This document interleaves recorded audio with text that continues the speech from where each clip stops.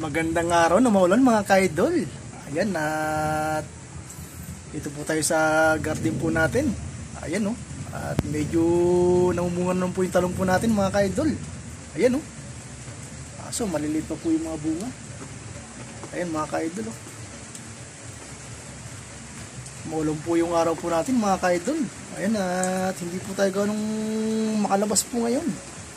At gawa po ng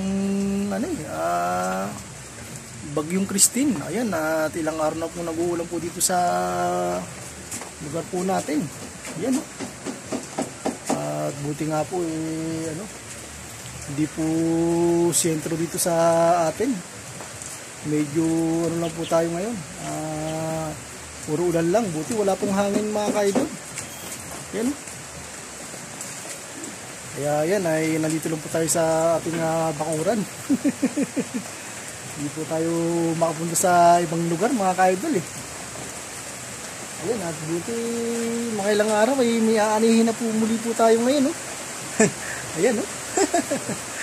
Ayan, at buti marami naman po bunga po itong ating mga pananim. At yung malunggay po natin, oh. Ang ganda po ng ang mga usbong. Ayan, oh.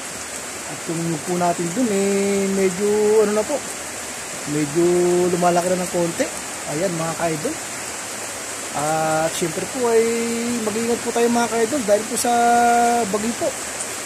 At alam naman po natin yung Bagyong Christine ay puro ulan po yung binubuhos mga ka-idol.